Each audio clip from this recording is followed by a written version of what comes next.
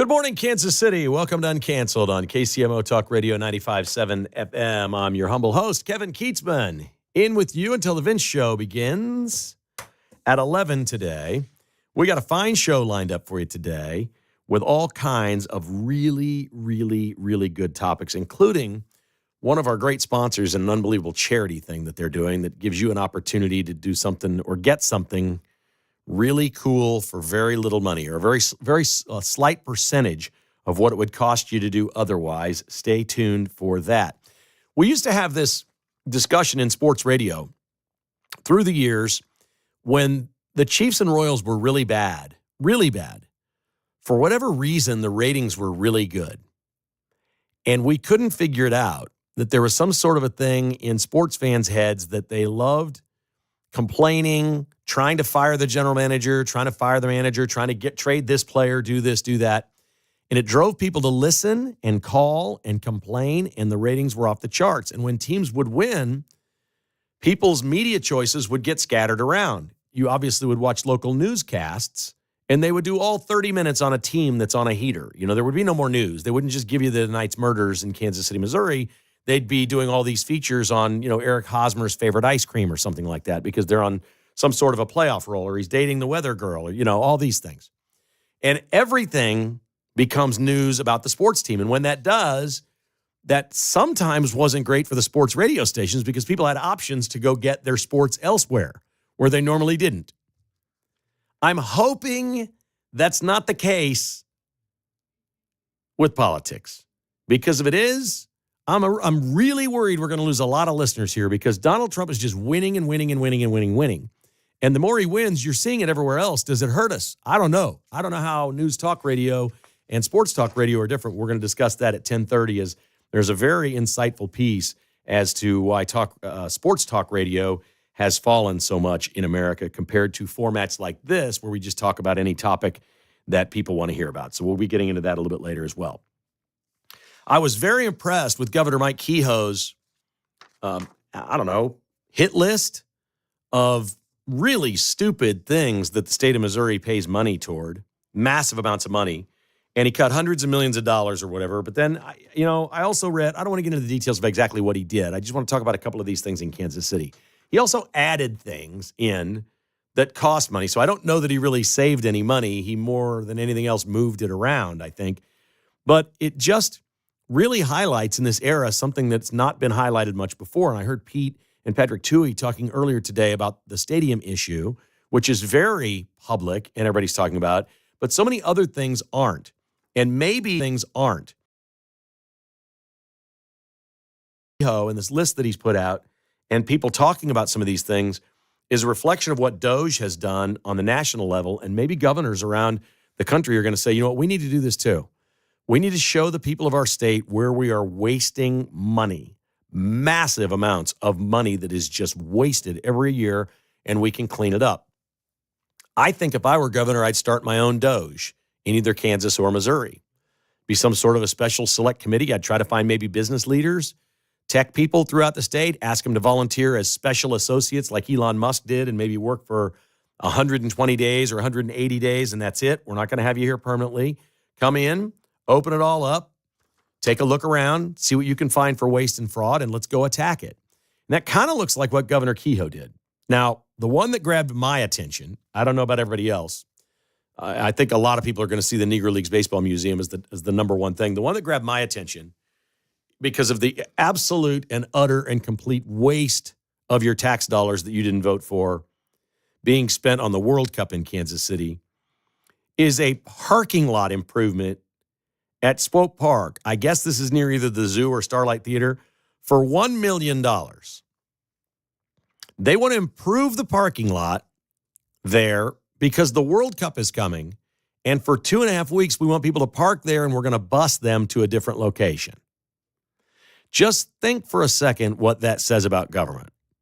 We want to fix the spot where you're dumping your car to get in a bus and go somewhere else.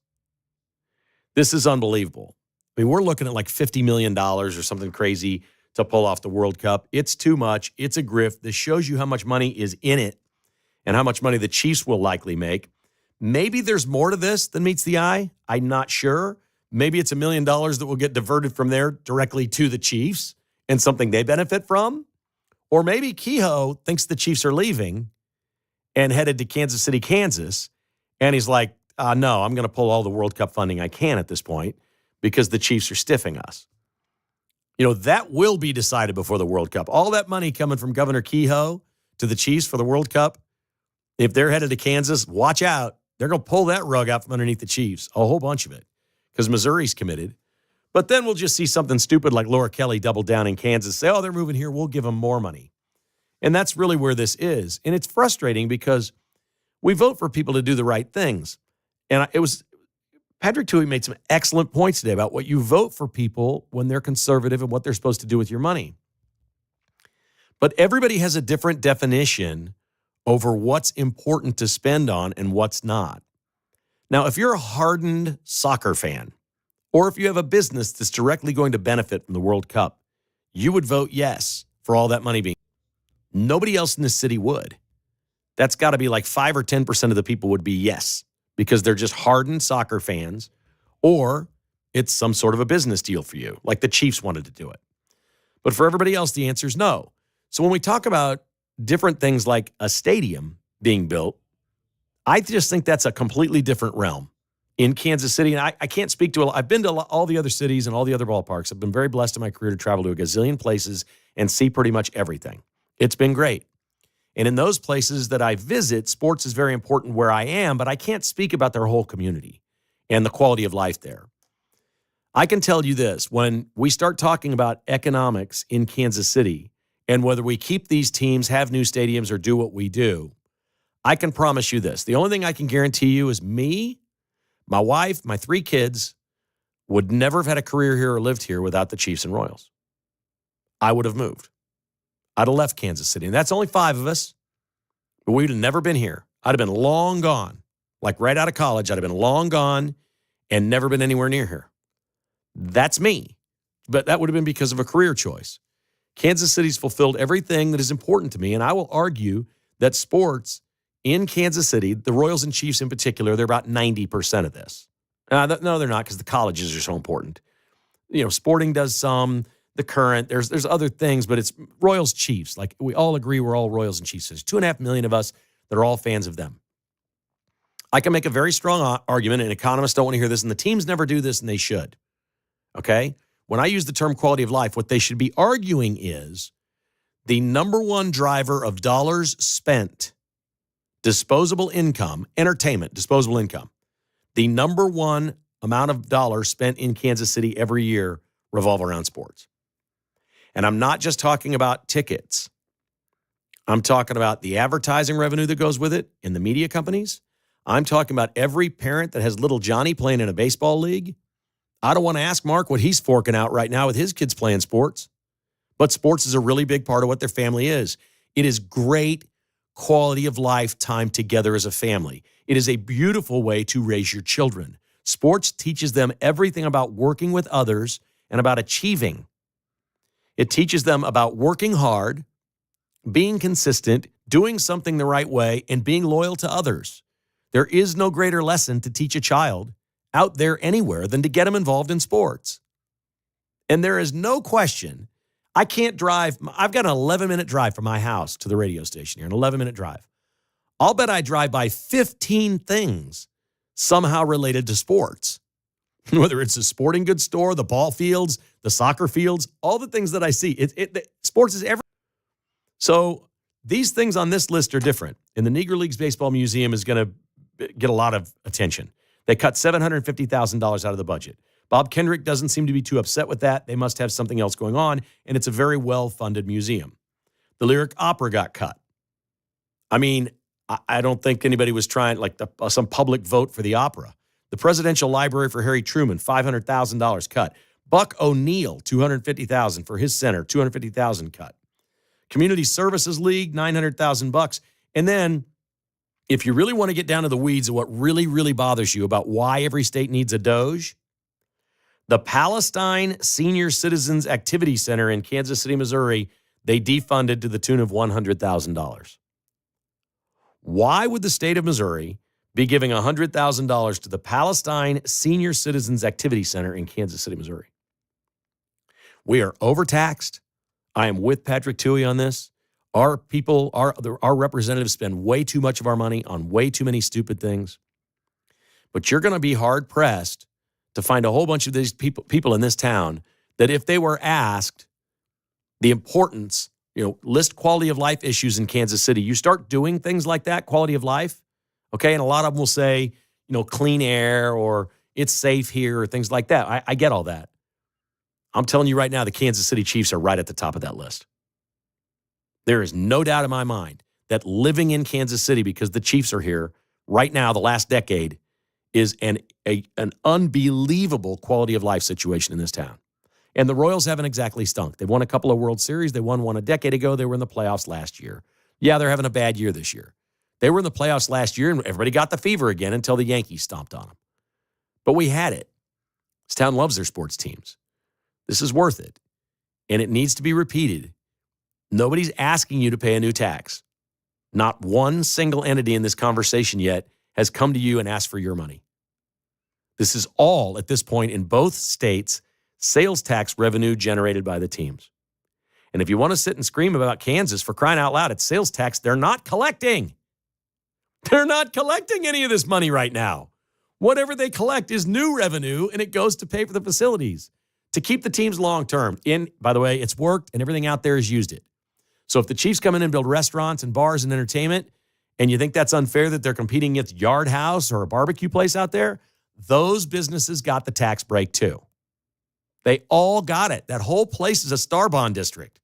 They all got the same deal the Chiefs are going to get. They may not have gotten the highest percentage. They may have gotten a smaller percentage. But it's the National Football League. And from the start, it's been a no-brainer. You build a new stadium. You spend billions. You create a tourist destination. Put it right there, and you let the state of Kansas with the sales tax revenue pay for the whole darn thing. It has worked with the other sports franchises out there. It will work for the Chiefs. It is an absolute no-brainer. The fact that we've been sitting here having a discussion of whether Clark Hunt wants to stay at Arrowhead because of daddy issues is one of the most absurd things ever. There is only one choice for the Chiefs. That is a brand new stadium in Kansas City, Kansas. 913-408-7957. That's 913-408-7957. If you'd like to join us, I would like to ask this question, because I know a lot of people don't want to talk about stadiums. What's your favorite Donald Trump win? I notched him with 7 wins yesterday in one day. What's your favorite Donald Trump win of this 5.5 months of his presidency? I'd love to hear your thoughts on what that is. 913-408-7957. I'll give you mine next, and your calls coming up on Uncanceled.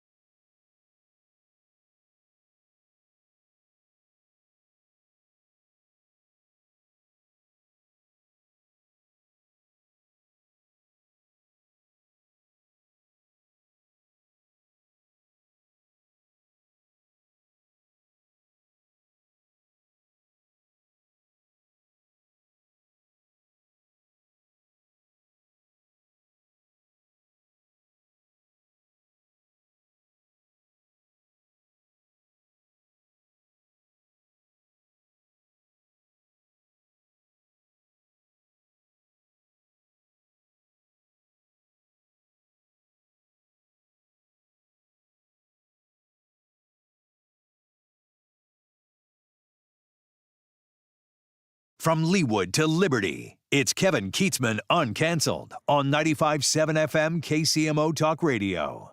The wins keep piling up. We've got a post here from Donald Trump in the last few minutes. He has announced a trade deal with Vietnam, which I think is fairly important. I think a lot of American companies buy really cheap goods from Vietnam, if I am not mistaken. We've got some friends who do some importing of things from overseas, and Vietnam is a big player. Donald J. Trump posts, "It is my great honor to announce that I have just made a trade deal with the Republic of Vietnam after speaking with To Lam, the highly respected General Secretary of the Communist Party of Vietnam. It will be a great deal of cooperation between our two countries. The terms are that Vietnam will pay the United States a 20% tariff on any and all goods sent into our territory and a 40% tariff on any transshipping." Okay, so that sounds to me like 20% on goods that you buy from Vietnam and 40% on ships that arrive, dropping their goods off here in some way for American companies to use their products. In return, Vietnam will do something they have never done before. They will give the United States of America total access to their markets for trade. In other words, they will open their market to the United States for the first time, meaning that we will be able to sell our products into Vietnam with zero tariff. It is my opinion that the SUV, or as it is sometimes referred to, large engine vehicle, which does so well in the United States, will be a wonderful addition to the various product lines within Vietnam. Dealing with the General Secretary To Lam, which I did personally, was an absolute pleasure. Thank you for your attention to this matter. All right, so they're going to sell a whole bunch of SUVs in Vietnam? That's what they believe is going to happen? And I don't know what other products. This is one of those things that you just read and you're like, how? How? We've been getting all this stuff. So I guess as the final point of leverage, you have to open to us selling things there. You're going to slap tariffs on them. It's just a matter of what, because they do all this business in the United States. We take all of their goods and services, so much of it. We're going to tariff this, and we just had to come up with these numbers. And that became 20% on goods and services and 40% on shipping. And then you say, oh, and by the way, we want to be able to sell our stuff there for zero. I'm stopped asking about how Trump does this. I don't know. I mean, I guess that's simply a reflection of how much bigger our economy is than theirs and how much more they need to sell their things here than we need to sell ours there. But you can see this now works both ways. When you talk about it as a plan, it's great. Our government's collecting tariffs, which in theory should get us back to a place where we all pay less taxes. It should. We'll see what happens in the long run. But we're collecting tariffs from all these countries, and now it's another market where American companies can sell their goods, which they couldn't do before, which to me is just sort of astounding. And this is the everyday occurrence. I've asked the question, what's your favorite Trump win? And, the easy one for people that live here, and I'm not going to say this is mine because maybe I take it for granted or maybe I just accept the brilliance of our military. Number one should be the strike from Whiteman Air Force Base and say that was the best Trump win yet. What those men and women did going over to Iran and doing that mission, they're going to be honored at the White House on the 4th of July Friday, which is going to be really, really cool. They're going to have a flyover with the B-2s. They're all going to be there. He's going to have a gathering with them. It's going to be very, very special. I think that's probably the one we should all say if we want to be politically correct. But to be honest, Iran is a very dangerous threat. But the biggest threat we have is internal, I believe. I believe the biggest threat to the United States is the end of our republic as we've known it, that we just become another European nation, another socialist country, and we see how hard they work at this and how good they're good at it. So for me, it's the border. That's Trump's biggest win. We just closed out June. Not one person was apprehended at the border and released into the country. That is 2 months in a row that the count is zero. Zero. We did something with every single person. And now we've got stories coming out today. You're going to probably want to read these. There's a couple of media outlets that apparently ventured with, I don't know if they went with Homeland Security or what. They went into Mexico. They were offered the opportunity to go into some of these border towns, Nogales, El Paso, some of these places. Let's go across the border. And why don't you do interviews with people that own businesses on the other side of the border and ask them what they think of the first 6 months? And these businesses are all reporting the same thing. Initially, when you think about that, what do you think? Oh, There's nobody there anymore. They're not making any money. And they're saying the opposite. They're saying that people feel safe coming to our restaurant and our store. The cartels are gone. Crime is down. And we don't have indigents rolling through here, destroying all of our property on their way to America. The Mexicans who own businesses near the American border couldn't be happier. They can't believe how this has been transformed in a period of months. It is not just our side of the border. And if they're not seeing the crime and the cartels, we're going to see a lot less drugs coming into this country. And we hear a lot about the fentanyl crisis, and that sounds really big for people like you and I. Like, I don't know how to fix that. I don't know how the fentanyl crisis works. I don't get all that. But if those people aren't even in the Mexican towns trying to get in, the number of everything coming in illegally is going down. And that includes human beings. I think we're going to get an inflated self-deportation number at some point. I still think 1 million to me sounds very low. 1 million of self-deported sounds very, very low to me. And the big, beautiful bill now guarantees that at least 1 million people will be deported every year. It has everything that's needed, the personnel, the transportation, the access. It's all funded to deport at least 1 million illegal aliens a year. And so I think that's the biggest thing. I think that will be the biggest change. I think it will help American workers. I think in the long run, it will help American businesses. And I think it'll make us a safer country, and just generally a better place to live. And that's not slamming everyone that's here. There's all kinds of good people here. Let's just bring them in legally. 913-408-7957 is our number if you'd like to join us. This is Uncanceled on KCMO.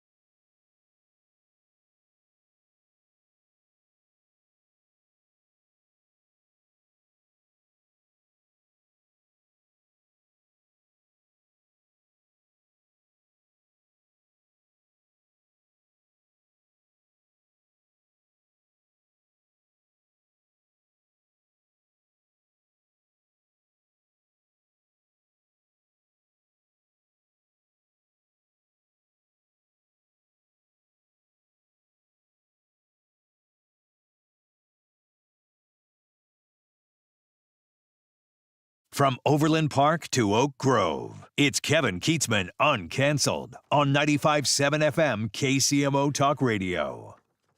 I woke up to an email this morning from one of my podcast listeners that said, oh, boy, one of the afternoon sports radio hosts got you good yesterday at the start of the show. What do you think? I replied, I think I didn't hear it, and I know I don't care.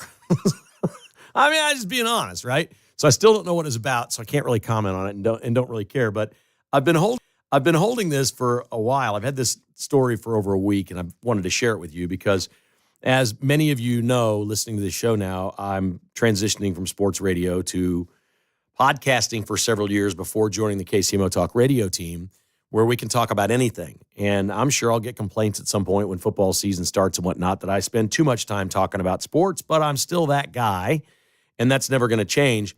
And such an indelible part of my life was sports radio, and especially sports radio in Kansas City, because we co-founded the first sports radio station here. So it means a lot. You know, what sports radio is means a lot to me. And I don't like what it is very much. I think it is ridiculously safe, mostly boring, filled with guests that have nothing really to say and are afraid that they'll get their press passes revoked if they do say something. And it's become bland. It is also increasingly in many places only on AM around the country, and that has hurt sports radio as well. And a guy named John Momola, who writes for Barrett Media, and Pete Mundo's a contributor and writer to this site as well, it's mostly a media site, has written a very interesting piece that I wanted to share a couple of the things that he said with you because I couldn't agree with him more. Momola writes, the fact is political commentary on news talk radio is tribal and owns all the attention in broadcast media, from podcast metrics to television viewership to social media engagements to radio.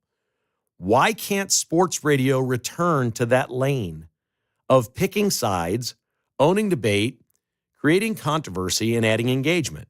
Name a sports radio station in America that is owning the debate, creating noise, or is a dominant force in social engagement. The fact of the matter is the pool of sports radio talent has become diluted through layoffs, budgets continue to be slashed, burnout is more prevalent than ever, and more stations are giving way to syndication over local content because of the attention it garners for free compared to the cost of paying talent, and here's the money line, quote, just to fill time, unquote. That's exactly right. And it's a real problem in sports radio. When it's all local in a place like Kansas City, there really isn't 14 hours a day of local original content. Many times you're just filling time so the commercials play. And I hate that about sports radio, and I hated that about doing a 4-hour show because it can get repetitive. Momola continues, there was a time when sports radio was fun, creative, competitive, and in some cases brash and contentious. It was the pulse of the sports community and was the outlet for the voice of the fan. Somewhere along the way, sports radio lost its edge. Maybe over time, the bad boys became dads. The fears of cancel culture plagued creative minds. Living in the comments gave caution to punching back. Sports radio no longer wishes to be the disruptor it once was. Then maybe the war in the attention economy is indeed over. Do I have your attention now? It's a beautifully crafted article that he's written, and it begs the question. And I mean, I may be more at the center of this than most people because I said things for years that I didn't think were in any way controversial, but other people did. It's just being a conservative. You speak about things in a way that, well, Trump's considered conservative. You know what? Most of what Trump says is not very darn conservative. Or, I'm sorry, controversial. It's conservative. It's traditional American. And most people agree with most of it. Now, you may not like the way he says it. Maybe he says it in a way that's, you know, insulting or bombastic or things like that. But that works in sports radio. I just didn't even realize that I said it a little while ago. And after I said it, I was like, well, I wonder if that wasn't nice at all. I said, it's a no-brainer. The Chiefs should take the 70%, build a new stadium in KCK. And the fact that we're even discussing that Clark Hunt may have daddy issues about his old stadium is absurd. Was it nice of me to assert that it's possible we're talking about Arrowhead because Clark Hunt has daddy issues? No, that's not nice. But you know what I meant. And it wasn't personal to Clark Hunt. He's a big boy. He's a billionaire. He owns the Chiefs. You can say that about public figures. I started this segment by saying, I don't care what the sports host said about me. I couldn't care less. I'll take it. I'll take any criticism you want to throw my way. I don't mind. It's an honor that they're back talking about us again. Let's go. Let's do it. Let's have the debate.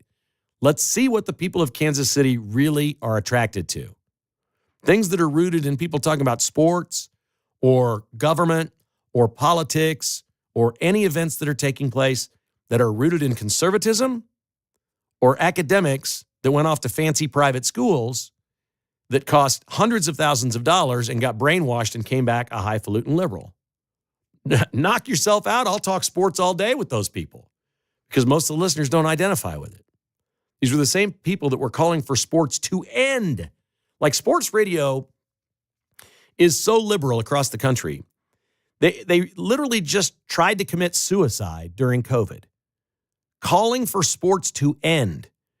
We can't be playing football games. Players are going to die. It's every liberal everywhere. It's their favorite thing to say. It's going to kill people. Emmanuel Cleaver, 51,000 people. This thing's going to pass this week. 51,000 people are going to die, says Cleaver.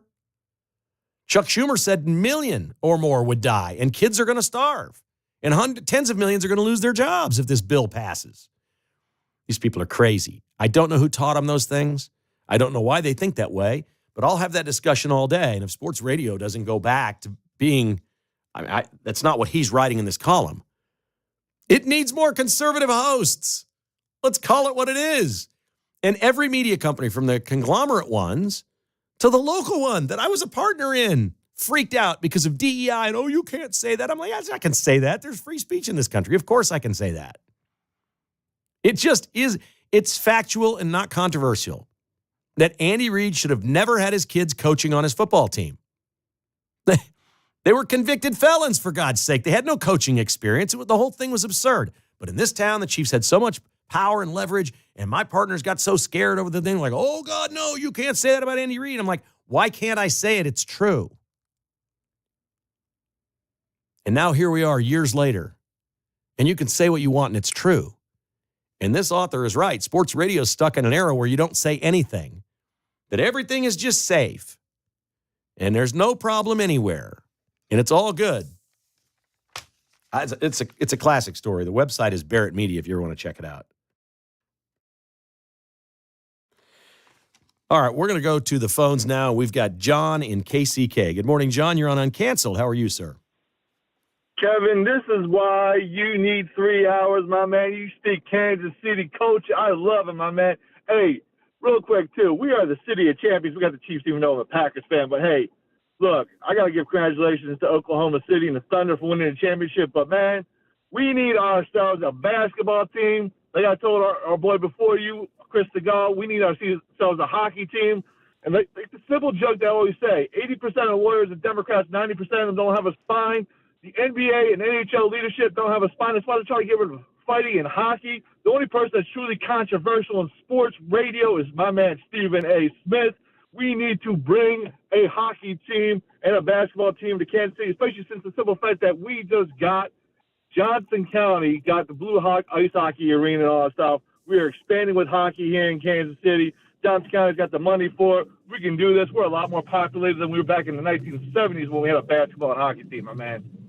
Well, I've always been a proponent of more sports in Kansas City. They used to do studies right and left, say we can't support anything. We can't support a soccer team. We can't support this. We can't support that. And everything that they've brought here has pretty much worked. NASCAR has faded a little bit. They don't get as big of crowds, but it's been a success here. It turns out Sporting Kansas City has been a success in Kansas City. It looks like the women's team is on their way to be successful.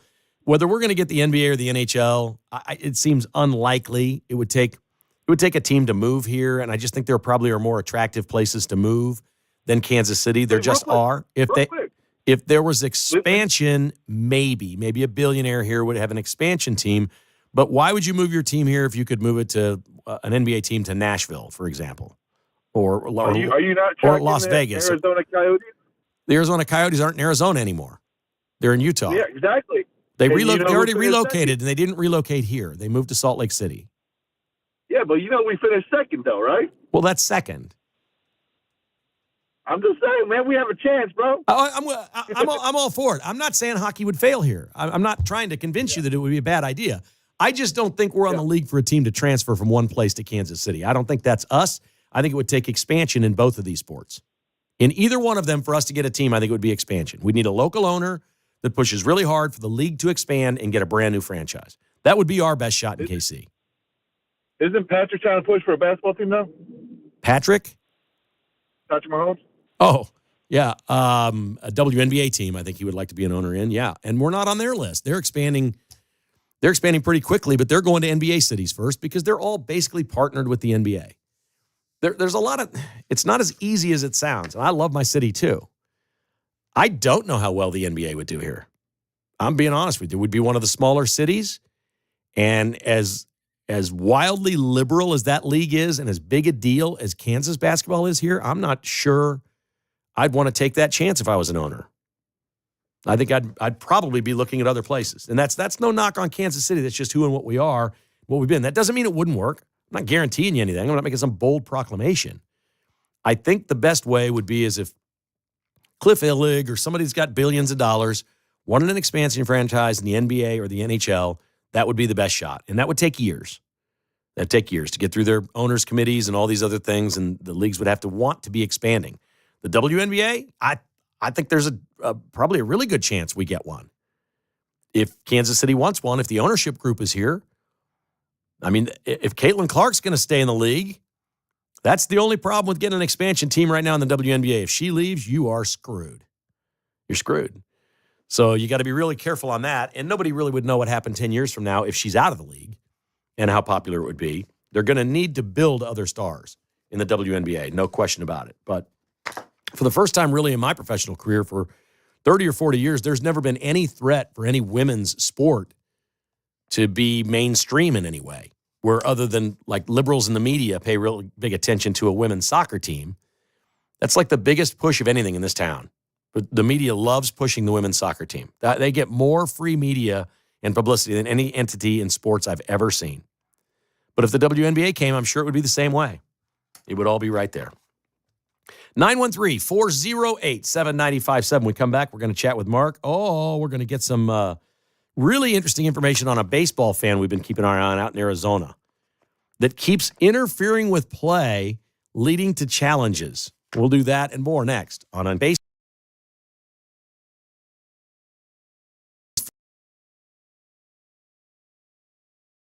More next on Uncanceled. All right, Best Offer KC is your best opportunity in Kansas City to leave the hassle behind. If you're looking to sell a house, or if you know somebody that's looking to sell a house quickly, over 10% of the homes in Kansas City sell non-traditional ways without a realtor. That's no showings, no cleanings, no repairs, no anything on the part of the homeowner. Just cash to move on, whatever reason it may be. Sometimes it's divorce. It's a personal situation. Sometimes it's health care issues. Sometimes people inherit a house and live in a different place and don't know what to do with the house, and they just want to sell it and get the money out of it. Best Offer KC is your best advocate in these moments to help you move quickly and leave the hassle behind. Call Best Offer KC at 338-SOLD. That's 338-SOLD. Or log on to bestofferkc.com. Homes are sitting longer now. Rates are rising. If you need cash now, Best Offer KC can help you move forward fast. That's bestofferkc.com. 338-SOLD. Best Offer KC, helping you leave the hassle behind.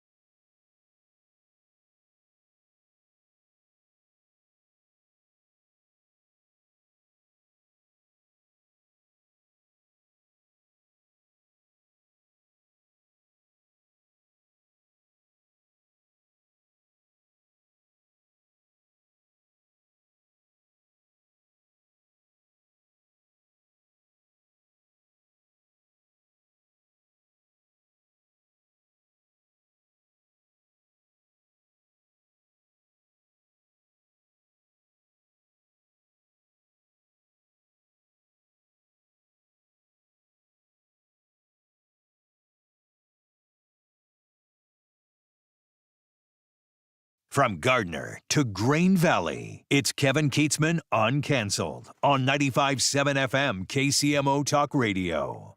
So we have a great sponsor here at Uncanceled and on my podcast as well. He's a man I've known for almost 20 years, and I've been endorsing Window World forever. I mean, they're just a great company based in Kansas City and throughout Missouri and into St. Louis. And John Gillette is a super nice guy and treats his employees beautifully. This is a great customer service company, but they also have great products. Windows, siding, and doors, you know the drill. So every year, here's what John does. He has a benefit gala for Action for Autism, and he has raised over $2.5 million through the years for autism research with Window World. One of the things that he offers up every year, with every media partner that he has, we talk about this a little bit during this month, a $50,000 whole home makeover. So you get $50,000 worth of products, windows, siding, doors, whatever from Window World, installed, the whole deal. And it's up for auction. And right now the leading bid is $15,000. So if you go to windowskansascity.com, if you remodel homes, if you're in that industry, if you need windows at your house, whatever it may be, like a whole bunch, or want to do siding and the whole thing, it is $50,000 worth of Window World products and services up for auction. Right now, the current leading bid is $15,000.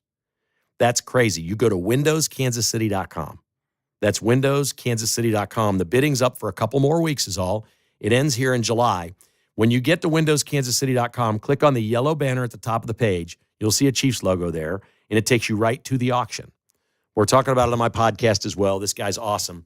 My wife and I have made a donation to his charity every year that he's done it. They're great people. They raise a lot of money. They're committed to our community, and they're committed to Action for Autism as well, which I think is just incredible. So, again, windowskansascity.com. It's $50,000 worth of windows, siding, doors from Window World. Right now, the winning bid is $15,000. Just a public service announcement, you know? He's a great guy. Mark, you'd like him a lot. He bet me, he likes betting on sports. He bet me last year that the Chargers wouldn't win more than 6 games. I've got a steak dinner coming. Yeah, when Harbaugh becomes the coach, it's going to be a decent team. I agree with you. I agree with you completely. Now, we looked at a video yesterday, a little bit of this Arizona Diamondbacks fan. You remember this guy in the red T-shirt? Oh, yeah. He's got a season ticket right there on the wall, and he interfered with another ball 2 nights ago. And he's done this 4 times in 3 years from his same season ticket seat, causing replay reviews. I mean, he should be in the Baseball Hall of Fame, shouldn't he? Yeah, he's bringing attention to the sport that is kind of going away in some parts of the country. So everybody's working for clicks. Yeah. This guy's bringing clicks. The Diamondbacks not only kicked him out of the game, they kicked him out for the whole year. Boo. Boo. Just tell him, you do it again, dude. You reach in again, we're kicking you out for the year. Just give him the warning now. They will allow him to come back next year if he follows certain policies that they have. I'm wondering if they're going to try to relocate him. We'll put you 12 seats back down the third base line. It's like you don't want to lose a season ticket holder, but at the same time, if he is interrupting a lot of games, it doesn't seem like he's doing it a lot, but I guess once a year might be too much for those guys. Yeah, it's probably just more of a deterrent for other fans. Hey, look, we will kick you out. And we're not going to let you back in here. Did you remember this musician we talked about a couple days ago, Bob Dylan? Spells his name like Bob Dylan. He's from the United Kingdom, and he goes on stage and does these crazy rave-like concerts where he gets the entire crowd chanting, "Death to the IDF, death to the IDF." So he's pro-Palestine, and the United States, the Trump administration, another one of their wins this week, they pulled all the visas of this guy, his whole band, and everybody. He had a big fall tour scheduled in the United States, and they're not allowing him in the country. Not anymore. It drew so much attention. The fear was he's going to get all these downloads and actually make money off the attention. It does not appear that's what's happening. The United Kingdom is indicating they're going to begin a criminal investigation into this man. And he has been dropped by his label and his agency. Wow. Yeah. You probably shouldn't be doing that at your concerts. Death to the IDF. That's just, how would you chant death to anybody? People, you're there for music, for crying out loud. Yeah. It's bad enough Springsteen goes to France or wherever he was and badmouths the United States. Oh, this is a good one. Red Sox slugger Wilyer Abreu. Are you aware of this player? It sounds familiar. Well, anybody named Abreu sounds familiar. There's been a bunch of them, Yeah. right? Abreu 2 nights ago for the Red Sox against Cincinnati hits an inside-the-park home run and a grand slam in the same game. Wow. So That's where here's both the of those note are on there. that. That's only been done once since World War II. You want to take a shot at who might have done that? This is an inside-the-park home run and a grand slam in the same game. The only name that's coming to my head right now might be Ricky Henderson or something like that. I'll say you're close, but no. Well, maybe. It happened in Kansas City. All right. That's your clue. I think John Anthony John knows. might know. John, if you know, do it. Can you jump in? Say it. You got it? I don't know if he can get in. Oh, he can get in time. Our He's, wires are he's all good. messed up. I think he's running got in it. here. He's running here quick. I think he's got it. He knows it's a hook. I mean, we're pretty sure. All right. Here we go. Let's see what he's got, John.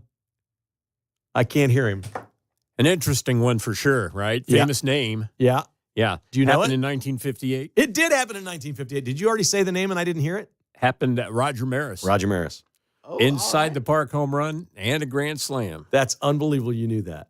I had no clue. So they won 12-0 that day over the Washington team. Mark, you want to take a shot at what the name of the Washington team was? The Washington, I don't know.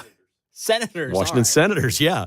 Thank you, John. The Kansas City A's beat the Senators 12-0. Roger Maris was 4 for 5 with an inside-the-park home run and a grand slam. Now, he was the only other one, John, since World War II to do this, but apparently 2 or 3 people did it like in the 1800s. That doesn't count, does it? Yeah, they didn't have fences. It could have rolled into the next county right back in the days. Well, technically, if you didn't have a fence, is it inside-the-park home run? Touche. I got to figure this out, man. I need to know this. I can't believe Will Abreu did that, and it's not getting more attention. That's one of the craziest things I've ever heard. It seems like anybody with some cool stats just aren't getting the traction that they used to. Right. At least in baseball. Do you know how many players never get either one of those things in their career? One guy, same game. Pretty good stuff. That's awesome. Thanks for listening to Uncanceled, folks. The Vince Show is coming up next on KCMO.